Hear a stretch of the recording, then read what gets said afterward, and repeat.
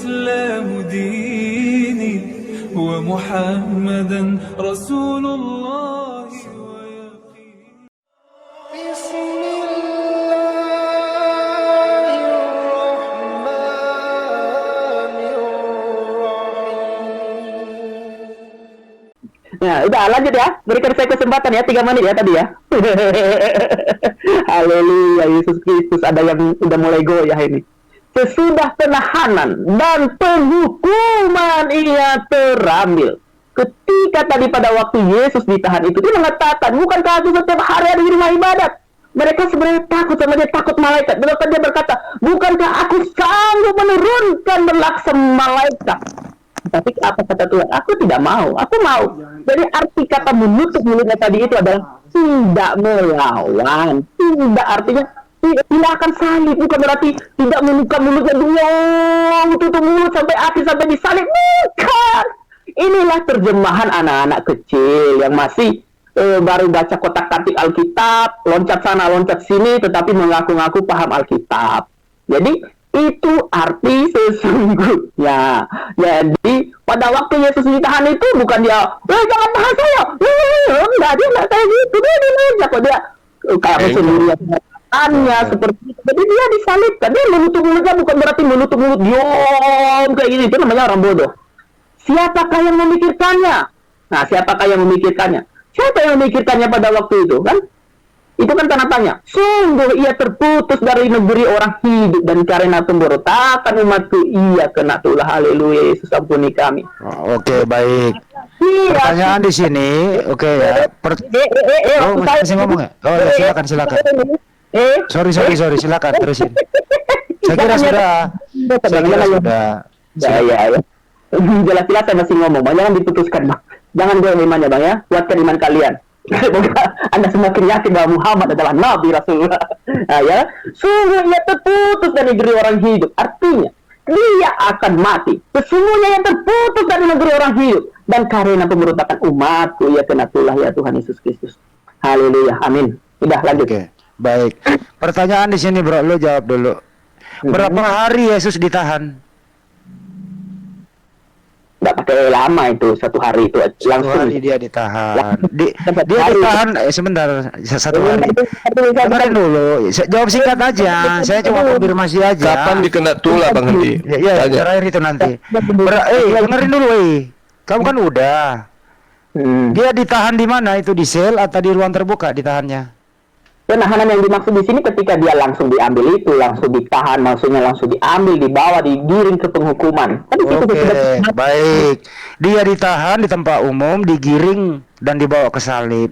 Terus kemudian, apakah kamu setuju Tuhan mau kena tulah?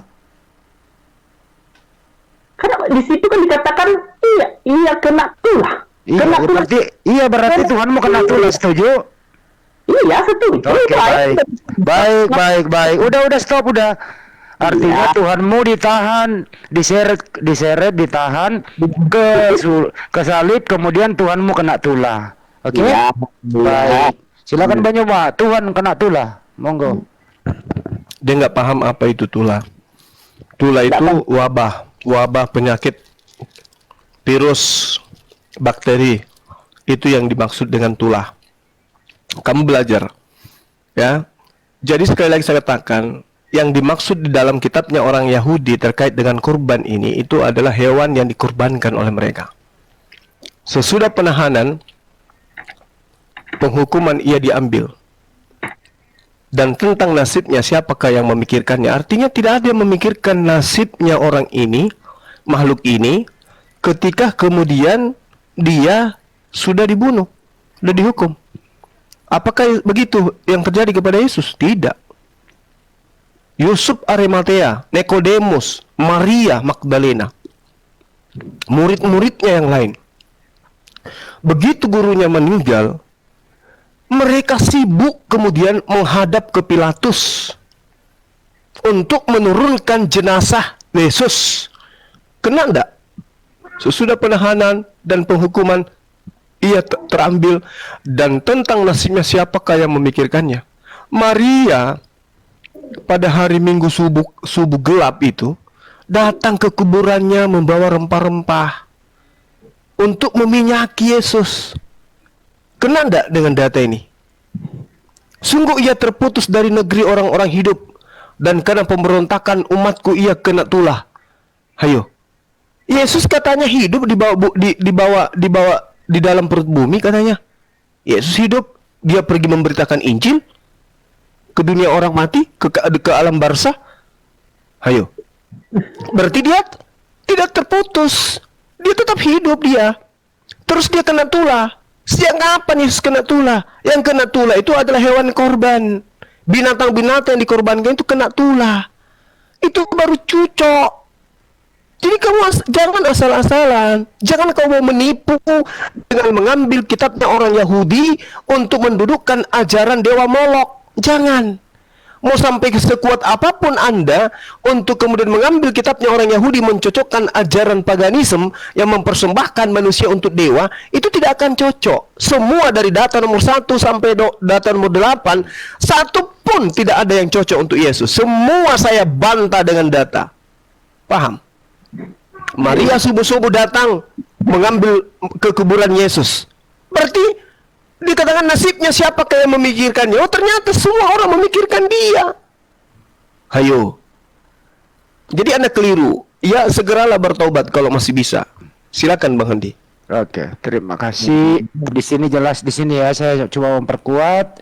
Tuhannya ditahan, kemudian Tuhannya kena tulah. Enggak apa-apalah Tuhan kena tulah. Enggak mau. Iya, dombanya bikin. ditahan, Bang. Udah, Dombanya ditahan. kamu diam dulu, saya mau baca ini. Saya cuma meresume aja supaya jelas gitu loh ya. Ke nomor 9, jangan ketawa. Tuhan kena tulah kau ketawa. Ah. Nah, saya enggak ketawa di firman Tuhan ya, Pak. Saya cuma ketawa sama orangnya. Iya, jangan kau menertawakan Tuhanmu kena tulah. Saya enggak menertawakan Tuhanku. Lanjut. Ya udah, ya diam dulu. Tuhan kena tulah kok kamu ketawa. Nomor 9. Orang menempatkan kuburnya di antara orang-orang fasik, dan dalam matinya ia ada di antara penjahat-penjahat, sekalipun ia tidak berbuat kekerasan dan tipu tidak ada dalam mulutnya. Begitu. Haleluya. Pertanyaan selanjutnya, dari mana Anda tahu kalau ada penjahat-penjahat satu kubur sama Yesus? Silakan dijawab. Ya, haleluya Yesus, haleluya. Orang menempatkan kuburnya di antara orang fasik.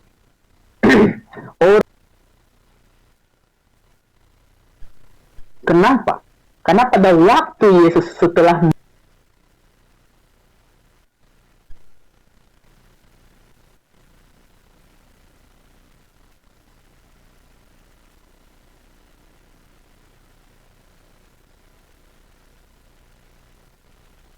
domba yang dimaksud oleh Bang Zuma yang terhormat bagi orang muslim adalah orang menempatkan kuburnya, sedangkan domba itu setelah diambil darahnya dimakan kok. Lalu dikubur ya. Oh, nyambung, sangat nyambung. Terima kasih Bang Zuma. Orang menempatkan kuburnya di antara orang-orang fasik. Artinya di sini ia sama seperti orang-orang biasa, orang-orang fasik di sekitar orang Israel pada waktu itu kan orang fasik itu. Kuburannya kan dengan orang-orang fasik. Jadi, dan di dalam matinya ia ada di antara penjahat-penjahat. Kenapa dikatakan di antara matinya ia ada di antara penjahat-penjahat? Jelas. Itu di kayu salib itu ada Petrus orang Kirene, dan ada juga satu lagi yang dimana di antara salah satunya diselamatkan dan di antara salah satunya nggak diselamatkan. Kalau ini dikatakan untuk domba, haleluya, haleluya buat orang tersebut. Jadi dikatakan di sini, sekalipun ia tidak berbuat kekerasan, dia tidak berbuat kekerasan pada waktu itu dan dia tidak ada salah, dan tipu tidak ada di dalam mulutnya. Jadi walaupun dia tidak melakukan kekerasan, tidak ada tipu muslihat, mungkin domba bisa menipu, bisa juga membuka berbicara kali ya. Jadi sangat lucu sekali kan, sangat lucu sih bagi saya dan bagi orang Kristen semuanya, tetapi bagi orang Muslim ini adalah penghinaan bagi tidak apa-apa sih, namanya juga kita berbeda pandangan. Jadi kalau dikatakan adalah anak domba tadi, kuburnya itu di dalam perut kali ya, untuk orang-orang fasik. Itu sih jawaban saya. Terima kasih, haleluya. Okay. Baik, di kantor sekali lagi ya, apakah ini lucu kalau Tuhanmu itu dikubur sama penjahat? Lucu atau tidak? Enggak lucu, saya lucu sama orangnya aja, orang-orang yang berdiskusi ini. Berarti Tuhanmu pernah terkubur sama penjahat ya? Iya, udah jelas ke di situ, saya nggak membantah. Oke, baik. Berapa hari Tuhan mau mati dikubur? Mau nanya itu terus lagi. Lanjut ya ayatnya, lanjut. Nah ini saya tanya dulu sebelum ke Banyuma. Kan Tuhanmu dikubur sama penjahat berapa hari? Iya, udah 3 hari, 3 udah. hari, terima kasih. Silakan Banyuma. Gitu Tuhan dikubur sama penjahat. Silakan. Baik. Jadi ini adalah apa ya? Hanya untuk orang-orang bahlul aja yang bisa percaya ya. Orang menempatkan kuburnya di antara orang-orang fasik. Ini bohong. Dan dalam matinya ia ada di antara penjahat-penjahat. Ini juga bohong. Penipuan. Original teksnya di situ jelas dikatakan asir. Asir itu bukan penjahat, Bang Handi. Asir itu adalah orang kaya. Kenapa dikatakan penjahat-penjahat? Karena di dalam kitabnya mereka dijelaskan bahwa Yesus itu disalibkan dan dikuburkan di antara orang jahat. Padahal di dalam original teksnya sama sekali tidak menyinggung orang jahat, sama sekali tidak menyinggung orang fasik. Yang dikatakan di sana adalah orang kaya. Wayiten et resaim gibrowa et asir. Asir itu orang kaya. Dimakamkan di antara orang-orang kaya, bukan dimakamkan di antara penjahat-penjahat. Ini penipuan. Penipuan ini, Bang. Lalu kemudian yang tertera di dalam Yohanes 19 nomor 41, dekat tempat di mana Yesus disalibkan ada suatu taman, dan dalam taman itu ada satu kubur baru yang di dalamnya belum pernah dimakamkan seseorang. Jadi Yesus itu tidak dimakamkan di orang banyak, di pemakaman umum, enggak. Padahal orang menempatkan kuburnya di antara orang-orang fasik, padahal di sini di antara orang-orang kaya. Hayo. Nah, lalu kemudian dikatakan tipu daya tidak ada dalam mulutnya. Ini bullshit. Tipu dayanya Yesus di mana? Pada saat dia mengatakan dalam Matius 26 nomor 29. Aku tidak akan minum anggur lagi sampai nanti aku meminumnya di kerajaan surga. Itu penipuan. Di mulutnya dusta. Kenapa dusta? Karena ternyata dalam Yohanes 19:30 jelas dikatakan dia minum anggur. Sesudah Yesus meminum anggur asam itu, berkatalah ia sudah selesai, maka matilah dia. Penipu. Di mulutnya penuh dusta. Matius 5 dia katakan bahwasanya di Lukas 16 dia katakan lebih mudah bumi dan langit lenyap daripada setitik hukum Taurat itu batal. Efesus 2 nomor 15, dengan matinya Yesus di atas tiang salib, Yesus telah membatalkan hukum Taurat beserta segala ketetapan yang ada di dalamnya. Penipu, pendusta, pembohong. Jadi Yesaya 53 nomor 9 itu jelas di situ ada kata asir. Asir itu artinya orang kaya. Sedangkan terjemahan lain tidak ada orang kaya di sana. Orang-orang menempatkan kuburnya di antara orang fasik, dan dalam matinya ia ada di antara penjahat-penjahat. Itu nggak ada. Sekalipun ia tidak berbuat kekerasan dan tipu daya tidak ada dalam mulutnya. Itu bullshit. Ketika Yesus terlihat sudah meninggal, murid-muridnya kemudian menghadap Pilatus untuk segera menurunkan Yesus. Lalu apa yang terjadi? Yesus itu dimakamkan di taman, bukan di pemakaman. Taman kuburan orang kaya. Yesus dimakamkan tidak dimakamkan di pemakaman umum, tapi di sebuah taman. Dan ini jelas sekali bahwa poin penting dan harus digarisbawahi bahwa nubuat yang ditulis Yesaya adalah orang yang ditempatkan kuburannya di antara orang-orang fasik, dan Yesus tidak dikuburkan di antara kuburan siapapun. Hayo, mau